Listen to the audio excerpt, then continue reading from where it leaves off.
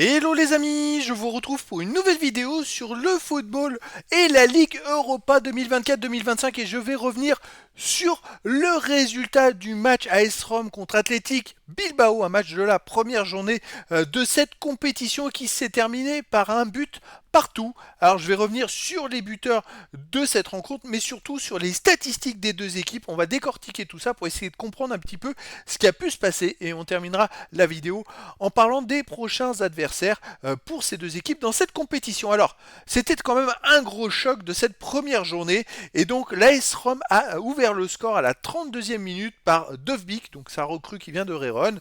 L'Athletic Bilbao a égalisé à la 85e minute par Paredes, un ancien parisien, et au score final, il y a eu donc un but partout. Mais alors, est-ce que l'AS Rome a dominé? Est-ce que c'est l'Athletic Bilbao? On va aller voir maintenant les statistiques pour essayer de comprendre un petit peu ce qui a pu se passer dans cette rencontre. Alors c'est parti, donc en termes de possession de balle, 59% pour l'AS Rome à 40%, donc ils ont eu plus la possession, 584 passes tentées à 376, 502 passes réussies à 288, 86% de passes réussies à 76, une grosse domination en termes de jeu et de possession de balle. Les occasions par contre, 10-3 pour l'Athletic Bilbao. C'est vraiment l'inverse, 12 tirs à 5 pour Bilbao, 2 tirs cadrés seulement pour Bilbao à 3 pour l'AS Rome, les tirs contrés 2-0 pour Bilbao, les poteaux il n'y en a pas eu, 6 hors-jeu pour l'AS Rome, aucun pour l'Athletic Bilbao. Donc effectivement, l'AS Rome a eu beaucoup plus la balle, mais l'Athletic Bilbao a été beaucoup plus performant, ils ont tiré plus, ils ont plus d'occasions, même s'ils n'ont pas tiré cadré, enfin pas tellement en proportion du nombre de tirs qu'ils ont fait. Les corners 10-2 pour l'Athletic Bilbao, 27 centres à 10, les interceptions 13-7 mais pour l'AS Rome, les tacs 18-14 pour l'AS Rome, les duels gagnés 53-45 pour l'AS Rome. Alors là ça c'est assez une belle performance vu qu'ils ont eu beaucoup plus la balle que l'Athletic Bilbao.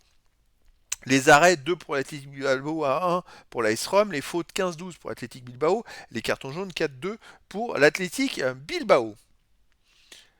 Donc au final les amis, écoutez, l'AS Rome a fait un partout contre l'Athletic Bilbao, ils ont eu plus la balle, ils ont gagné peut-être un peu plus de duels, mais l'Athletic Bilbao a été plus performant, plus percutant dans ses actions. Le match nul, je trouve qu'il est plutôt équilibré. Alors, on va s'intéresser maintenant au calendrier. À la prochaine rencontre, la S Rome jouera le 3 octobre à 21h et jouera à Elfsborg-Boras. Et je dirais que maintenant, la S Rome n'aura plus droit à l'erreur. Il va falloir qu'ils gagnent là-bas parce qu'ils ont fait qu'un match nul. Et dans cette compétition avec 36 équipes, ça complique les matchs nuls. Ça va être compliqué parce qu'il y aura forcément des adversaires qui qui auront des victoires. Il y en aura plus que de toute façon. L'Athletic Bilbao de son côté jouera le 3 octobre à 21h à AZ Alkmaar. Et c'est vrai que ils recevront AZ Alkmaar le 3 octobre. Et en cas de victoire, c'est vrai que ce match nul, par contre, ils pourraient le bonifier en cas de victoire face à Alkmaar. En attendant, c'est un match assez étrange. Hein, vous voyez, l'AS Rome qui a eu beaucoup la balle, mais qui était moins percutant que l'Athletic Bilbao. Un match un peu des opposés dans les styles de jeu et dans les statistiques.